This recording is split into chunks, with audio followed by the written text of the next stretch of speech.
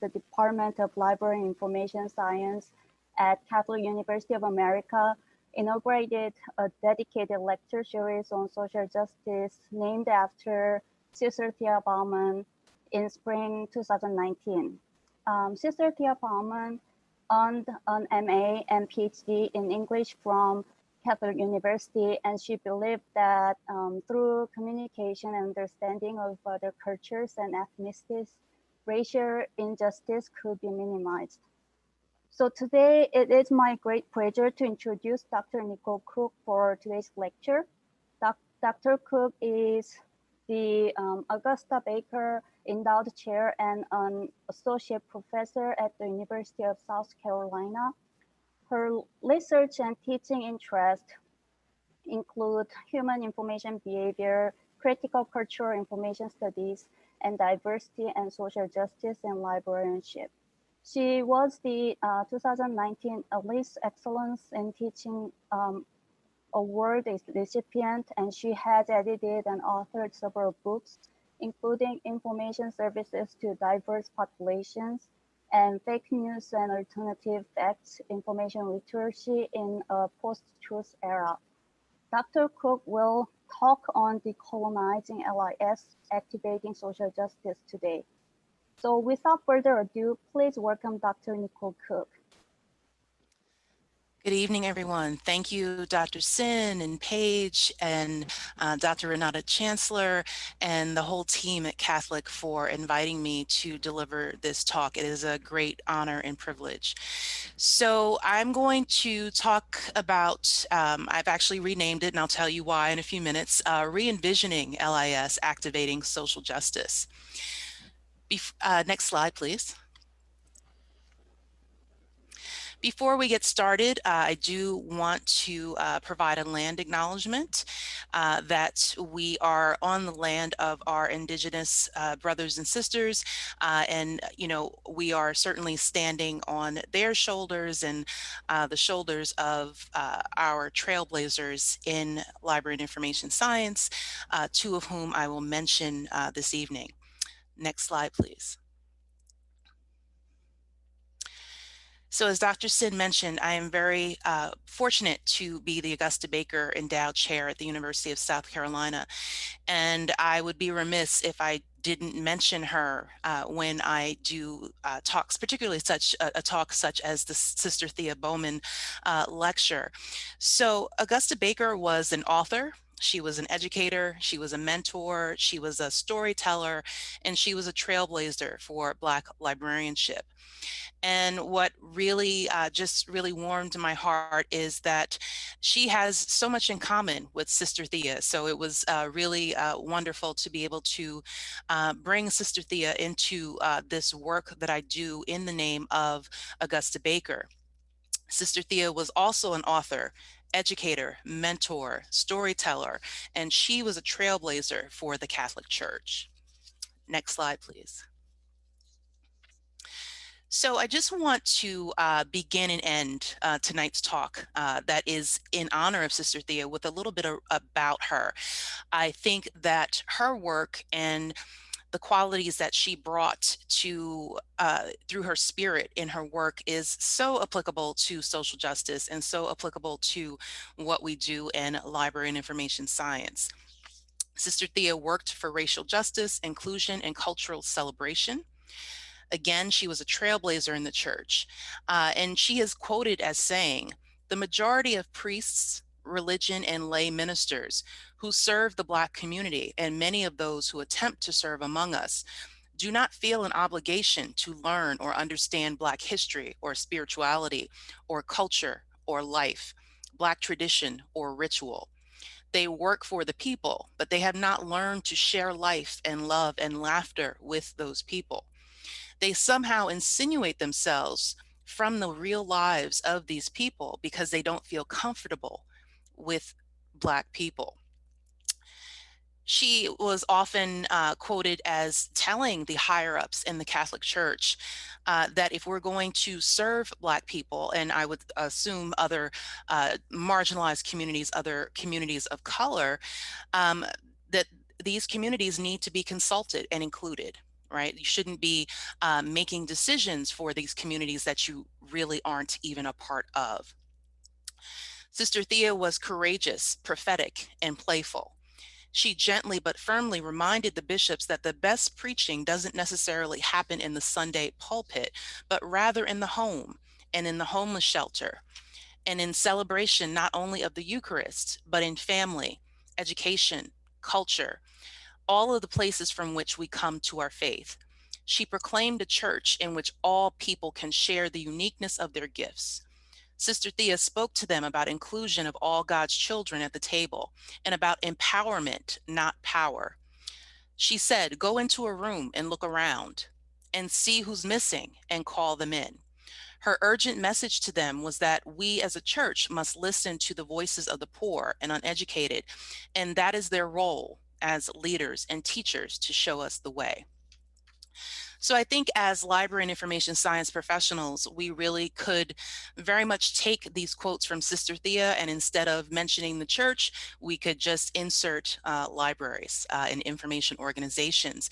We have the same responsibilities to the communities that we serve. Next slide, please. All right, and as I get into kind of the crux of the talk, I'm going to start just by giving a disclaimer, if you will, about watching our language and changing our thinking. Next slide. So as Dr. Sin mentioned, originally I entitled the talk Decolonizing LIS, and I've done quite a bit of work in this area.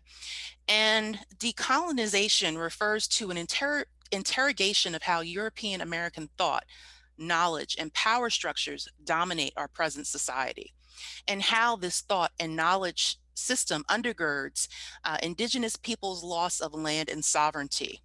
Colonization is an ongoing process that is endemic to the United States, but certainly happens and occurs in other parts of the world. And it's undergirded by a drive towards material acquisition. And traditional school curricula teach these values, beliefs, and knowledge systems that support colonization. To decolonize a curriculum is to critically examine that knowledge and its relationship to power, recentering knowledge in the intellectual histories of indigenous peoples. Now, why I've chosen to move a little bit away from the word decolonization.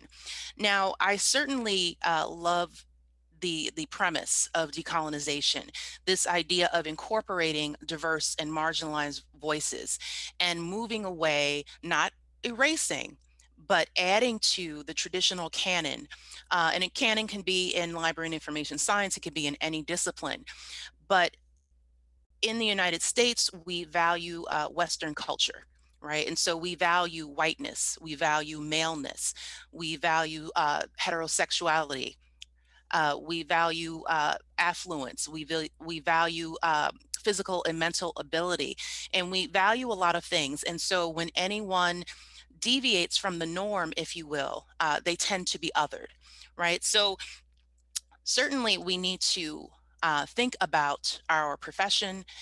We're talking to a lot of educators here this evening. We certainly need to think about and reimagine and re-envision and re-remember our content and our canon and how we teach future generations of information professionals.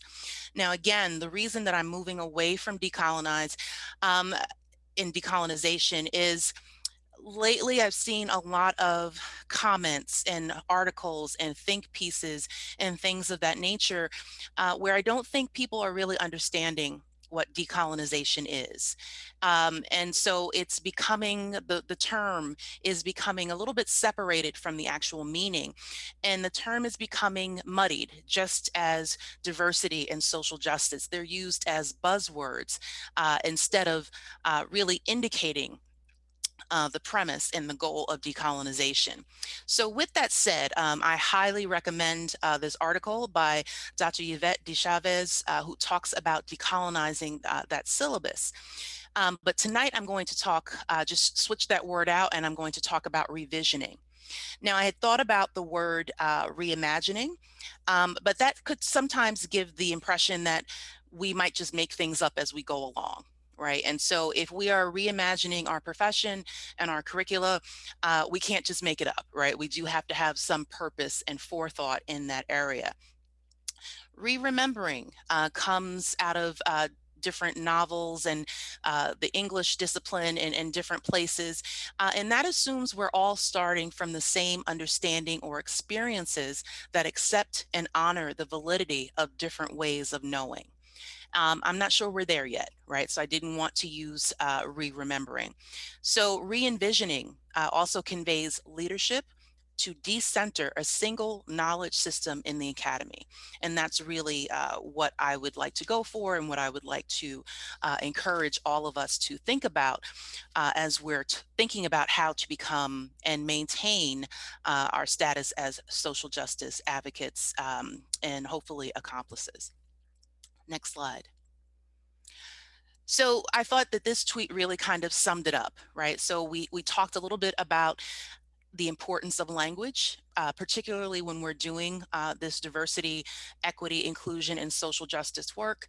And this is another thing that I want us to keep in mind, particularly when we're talking about re-envisioning our curriculum and also our profession. So Black and Indigenous voices are not missing from the curriculum. They were erased. There is a difference.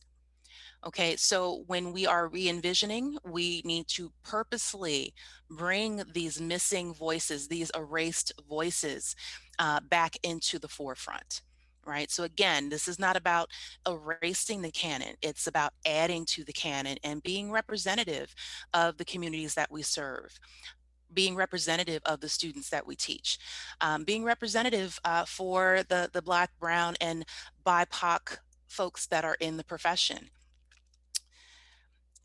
Next slide, please. So if we talk about revisioning, and particularly when we're moving into this idea of social justice, there are a couple of things that I think of as precursors to this work. The main thing is critical self-reflection. Who are we, not only as library and information science professionals, but who are we as people? Right? And we have to do this work in order to be able to effectively and compassionately serve those in our communities. So, do we have empathy? Are we culturally competent? Do we engage in cultural humility?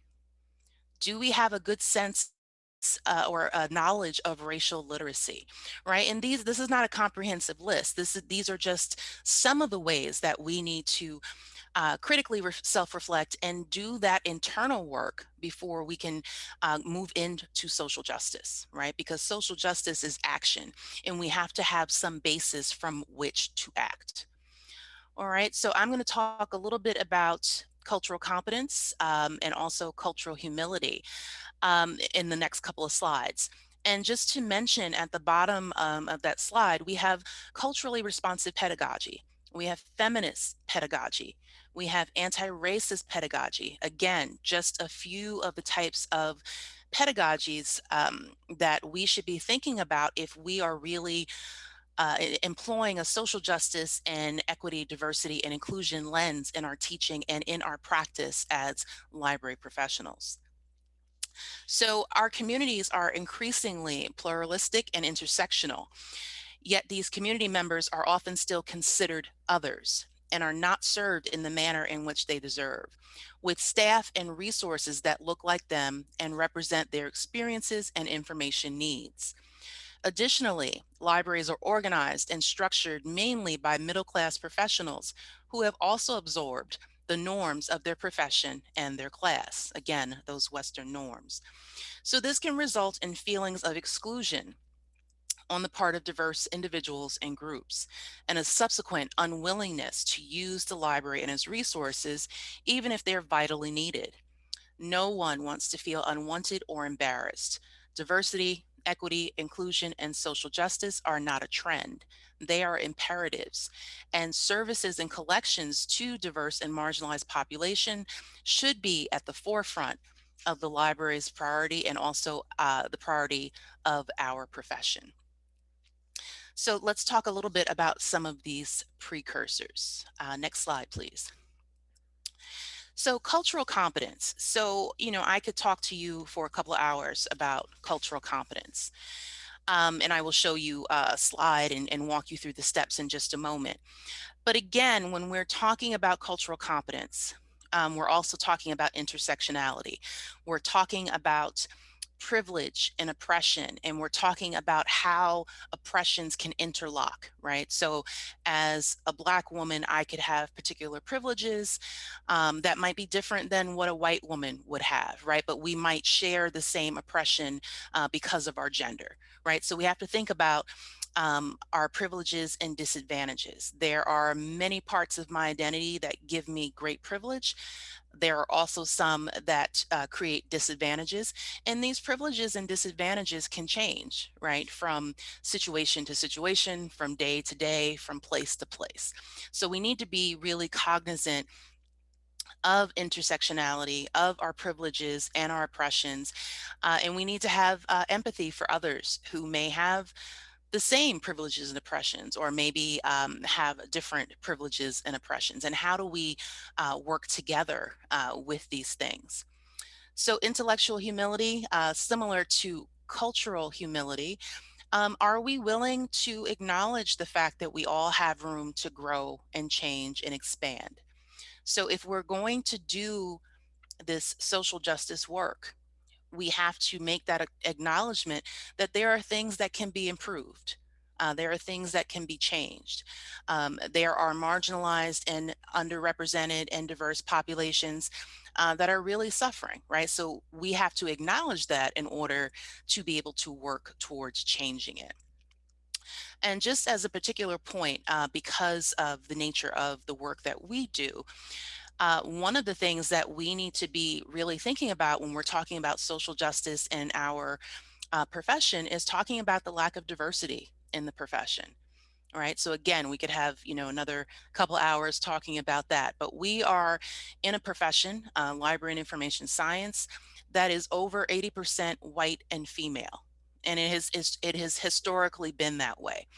We've got lots of amazing recruitment programs like the Spectrum Initiative, the Mosaic program out of the Association of Research Libraries, lots of things that are bringing in such wonderful, diverse candidates to the profession, but we're not keeping them.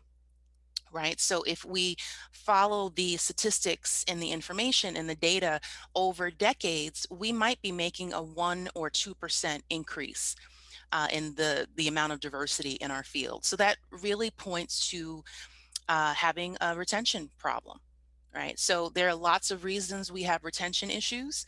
Um, Microaggressions, racism, systemic racism and barriers, and lots of other things that contribute to that, right? So this is a major point of this social justice work, right? We have social justice work that we need to do within our profession.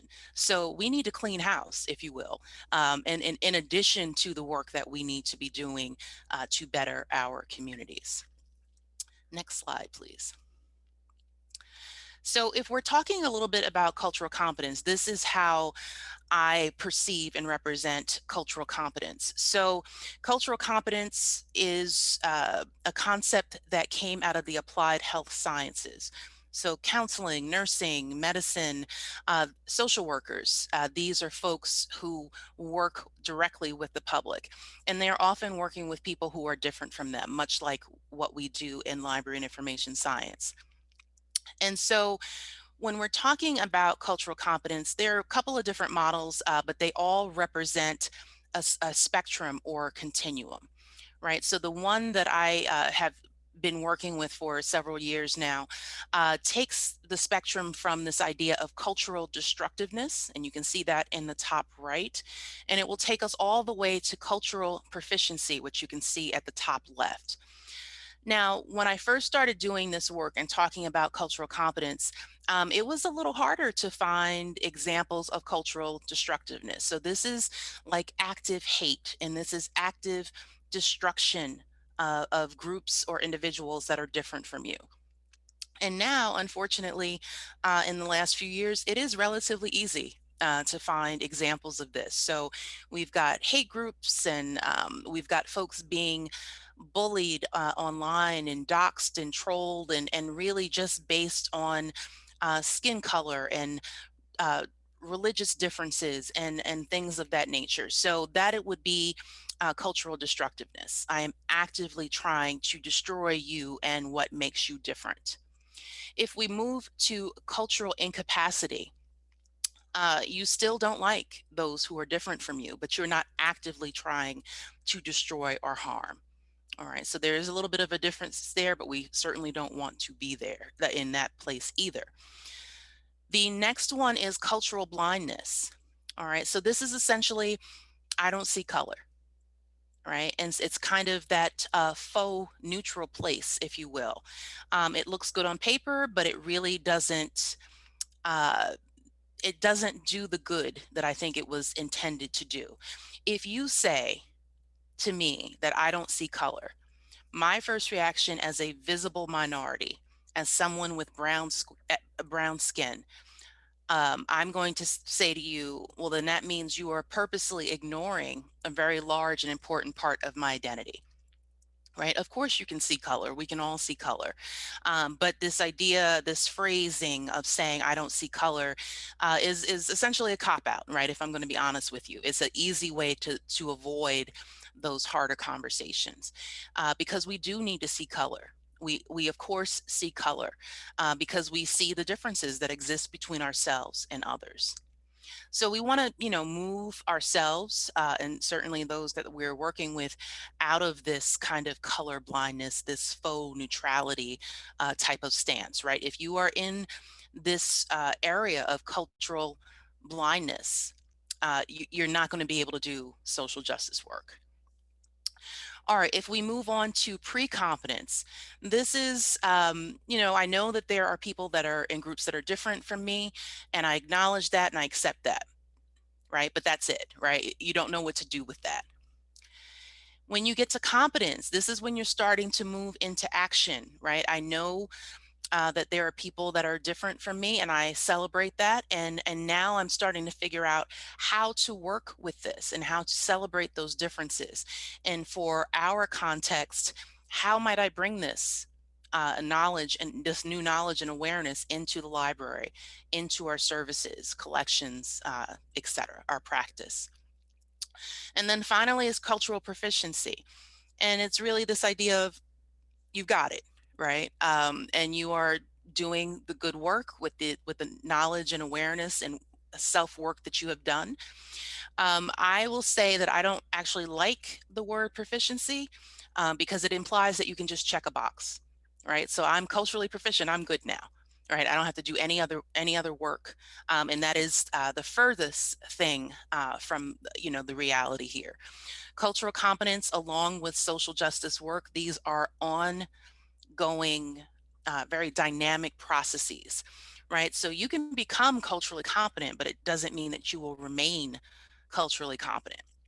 And this is why I like to depict it as a circle, because you can kind of move back and forth on the circle. And when it's presented in a linear fashion, again, it very much lends itself to, oh, I've reached the finish line. I don't have anything else to do. All right, so keep that in mind as we proceed about this DEI work, diversity, equity, inclusion, and social justice work. We are never going to be done with this work. Next slide, please. Okay, so I want to move into cultural humility. And if you noticed on the previous slide, there was a box that indicated cultural humility, because cultural humility really kind of undergirds this whole idea of cultural competence. And much like intellectual humility, cultural humility, again, requires a lifelong commitment from us to do that critical self reflection, because we know that we have work and growth to do that's continuous, right? And cultural humility specifically talks about redressing the power imbalances to mutually benefit partnerships and groups of people. Now, on this slide, you'll notice that I have a couple of things crossed out. Much like cultural competence, cultural humility came out of the applied health sciences.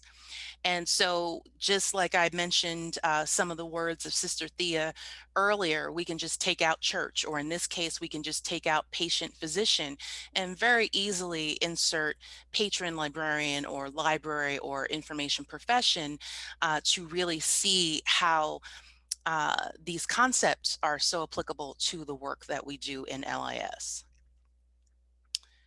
Next slide. Okay. So one more concept, if you will, mentioning again this idea of intersectionality.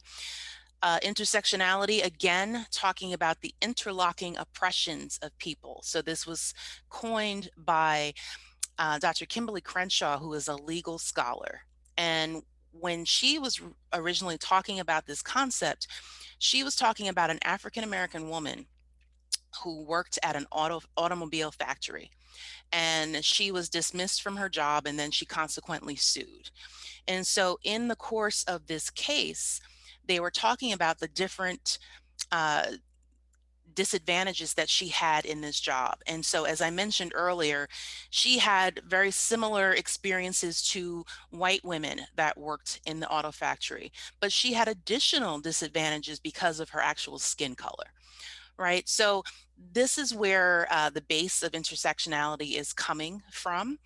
And when we're thinking about our self reflection and who we are as people, we are all comprised differently. We all have multiple identities. Some of the identities are visible, some are invisible.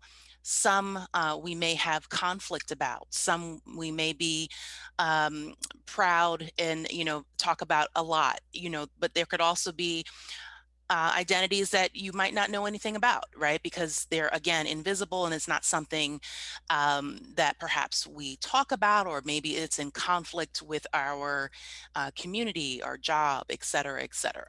Right. So this is, again, one of these last pieces for the critical self-reflection, because if we can acknowledge and understand our own privileges and limitations, that will hopefully enable us to have more empathy for the people in the communities that we serve, because they are certainly complex individuals. Right. We're not looking, we should be looking at our patrons and our community members, our students. We should be viewing people holistically. And, sometimes that can be hard, right? Because you see, oh, there's an African American man. That's great. But there's so much more to that man that we may not know anything about. And as much as possible, we should be looking at people holistically. All right, so let's move into activating social justice. Next slide, please. All right, yes, thank you. All right, so when we're talking about activating social justice, we are talking about ourselves as library professionals, as active bystanders, allies, accomplices, and advocates, right? And this is where we get to the point of action, right? So all of these are action-based identities, right? If you are an ally, an active bystander, an accomplice, or an advocate, it implies that you are doing something, right? So you are taking all of that knowledge from your cultural competence and intersectionality, and maybe you've done some work to identify your implicit biases, things of that nature. You're taking that information and then you're putting it to work. Right now is when we're going to act on this information. And when we're talking about being a bystander, ally, accomplice, or advocate, I also do want to point out that this is doing this work when it's no longer convenient or comfortable. Right. So there is a certain amount of risk and discomfort that can be involved with doing social justice work. Right. Because it's hard work. It's work that could make us feel bad, right? But if we're going to work on behalf of others, that is some of the sacrifice that we need to be making to do this work. And also, just before we leave this slide, I want to point out one more thing. Again, we could have conversations about the distinctions and the differences between allies, accomplices, advocates, etc. Right? But one thing is that if we are an ally to particular group, right? Or, say, for example, I am an ally to the LGBTQIA plus community. That title is something that is conferred to me by that community. This is not something that I name myself, right? So we're not giving ourselves cookies or cupcakes or anything because we did a good thing. That is a title conferred to you by the community because you are consistent with them. You are doing that hard work with them. You're giving up some of your privilege in order to help them and elevate them and amplify their voices and experiences. So again, just another note about language. Next slide, please. All right, so just to kind of put some of these terms in sequence or in context, you may have seen this meme floating around the interwebs, and it was based on an article by Daphne Lazarus Stewart, and it was, I believe, originally in the Chronicle of Higher Education. And so what Dr. Stewart is saying is, there are different levels to this, right? So if we're talking about diversity, then we're talking about equity, we're adding on to it. If we're talking about inclusion, we're taking it a step further. And then we're taking it to justice, right? And justice is pretty much where our action comes in. So if you say diversity asks, who's in the room? Equity responds, who is trying to get into the room but can't? Whose presence in the room is under constant threat of erasure? Inclusion asks, has everyone's ideas been heard? And then justice responds, whose ideas won't be taken as seriously because they aren't in the majority? Okay, so what this begins to convey is the systemic nature of inequity, of racism, of ableism, of all of the isms, right, if you will. And so much like cultural competence, that cycle that I showed you earlier, we don't want to be in that area where we just say, we're going to work on diversity, right? We want to get to the part where we are addressing some of those systemic barriers. We are engaging in a certain amount of risk taking because we want everyone to be included. We want everyone to be heard. We want everyone to have that proverbial seat at the table. Okay, and so this is where we're getting into the social justice work, right? So social justice actually comes after the DEI work, right? So we have to move into justice and action and social justice to make sure that diversity, equity, and inclusion actually occur, right? Because DEI is actually, those are actually some of the outcomes, the things that we want to see. And in order to do that, we have to be doing that work to achieve justice. Next slide, please. All right, so much like some of the other terms that I've mentioned thus far, there are many, many different definitions of social justice. And it's not to say that, that you have to have one definition, but we do have to have some type of I'll say standard, maybe for lack of better phrasing, because we do want to be working from the same playing field and have the same foundation. This particular definition comes from Duff et al., and this came from a 2013 article in Archival Science. And I like this particular definition because it mentions the standards, right? And by standards, those are those Western norms that we value: whiteness, affluence, Christianity, maleness, etc., right? And so the definition then goes on to talk about power and inequality and how they manifest institutionally and systemically, right? So they're doing a lot of good in this definition. And finally, at the end, as I mentioned earlier with cultural competence, social justice is always a process and can never be fully achieved. Okay, so this is another continuous and dynamic process that we will always have to work towards.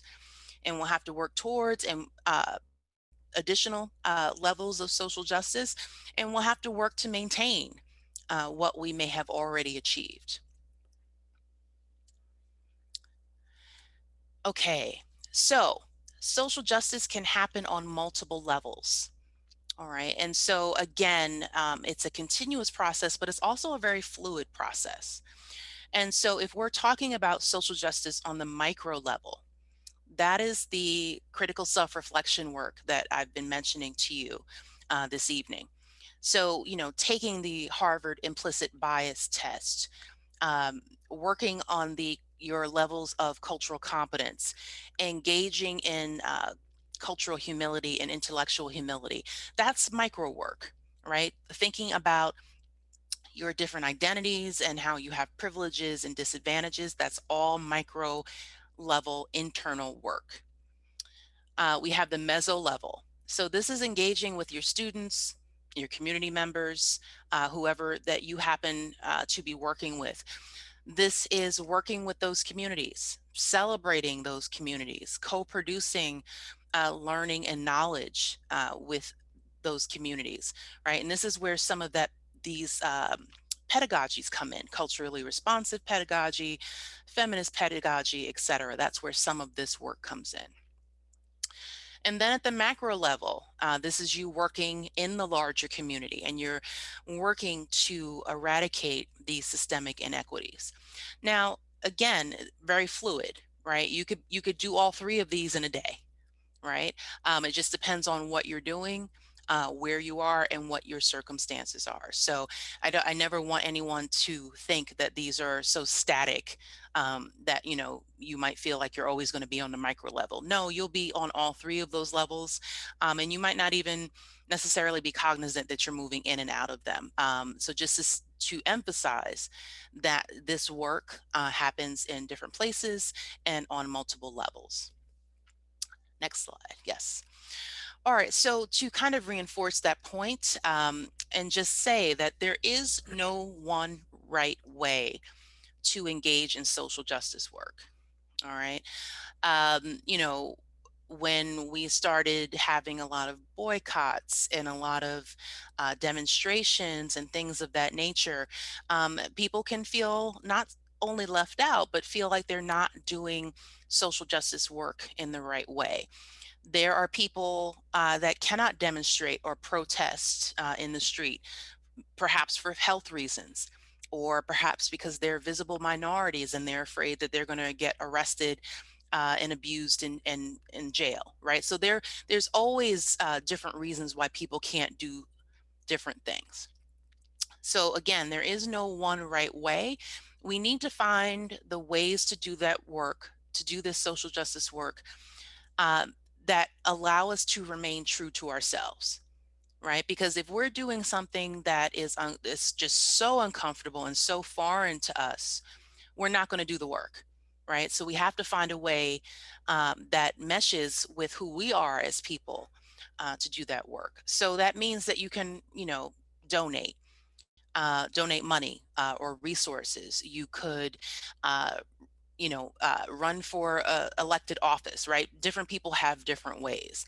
So just like we have these different plants in the picture, every plant has their own requirements in order to grow, and so do people, right? So this also kind of speaks to the equality versus equity discussion as well, right? Just because people have equal access to our institutions and to our resources does not mean that they have equitable access to our resources. So when we're thinking about our DEI and social justice work, we have to think about who our communities are, right? What might work for me here in Columbia, South Carolina, might not work for you all at Catholic University, right? Because we have different communities, we have different demographics and populations, et cetera. Okay. So again, no one right way. Okay, next slide. All right, so I'm going to give you two examples of some perhaps higher profile examples of social justice work in our profession. The first one here is Mulaney Townsend Diggs. And Mulaney used to work at the Pennsylvania Avenue branch of the Enoch Pratt Free Library in Baltimore, Maryland, not too far from where you all are at Catholic. And she was the branch manager at this branch during the uprisings that occurred in Baltimore after the death of Freddie Gray in police custody. And if you see any of the videos of the uprising that, went on for several days, her branch was just really in the center of it all. And so there was a CVS pharmacy burning, and literally the neighborhood was on fire.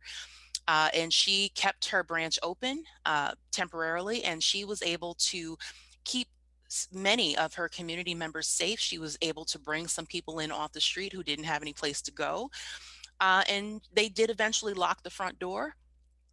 They had access out of the building from another direction, and she kept the folks safe while they were literally in the middle of this chaos.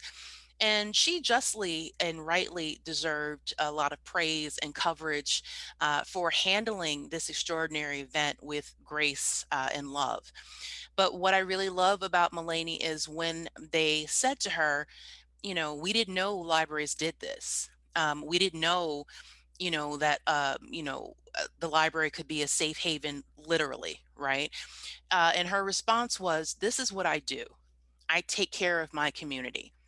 All right. So this is hers is a little bit more, like I said, an extreme example of social justice, but her foundation is what we should be paying attention to as well. She considered her branch to be the heart of her community, and her job as a librarian, as an information professional, is to care for her community. And that caring for her community comes in different ways, through the collection, through services, etc.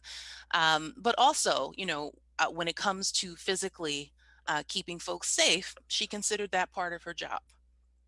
Okay, so that's one example for you. Next slide, please. This is Shara Kowalski, who was working at the McPherson Square branch of the Free Library of Philadelphia. Now, Shara got a lot of acclaim and notoriety from some work that she was doing in Philadelphia. She was administering Narcan to patrons and community members who were overdosing inside the library, and also, right outside. Her library was on a park square, if you will. And again, when she received some of this acclaim, people said, well, do libraries really do that? Should they be engaged with folks who are, overdosing on heroin? And so, again, another extreme example.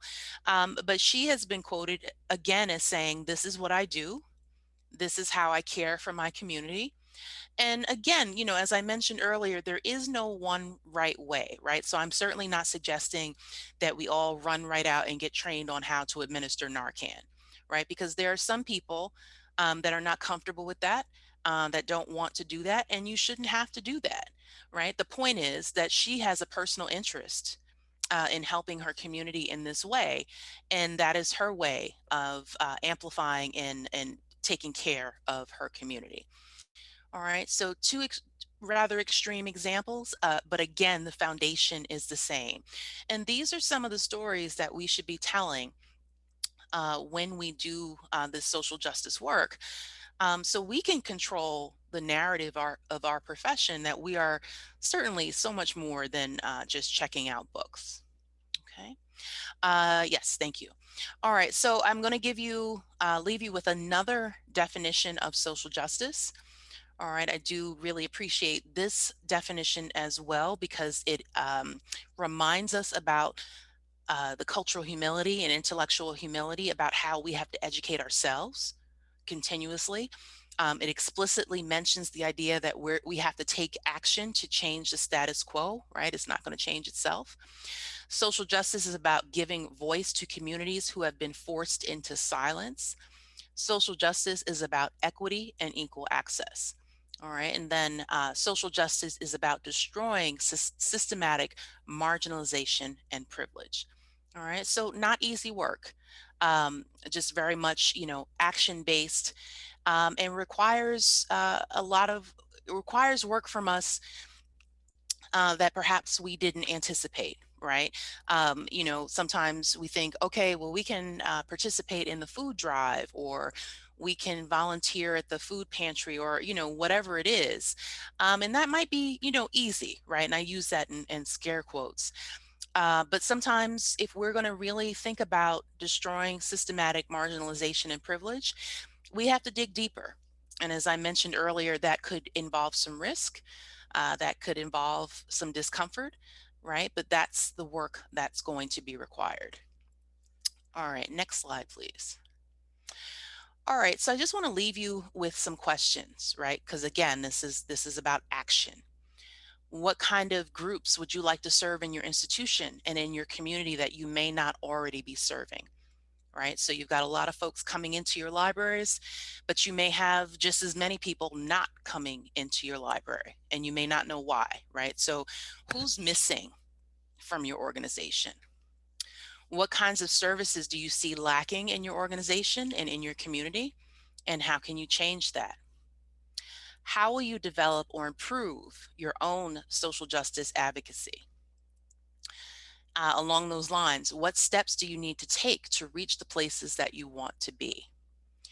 And really, you know, just because we don't exist solely with grand, large gestures, small things make a huge difference, and these small actions can certainly combine to affect great change. What can you do on Monday to start doing these changes? What is one thing, or what are two things that you can do on Monday to increase your social justice advocacy and make it more powerful? Next slide, please.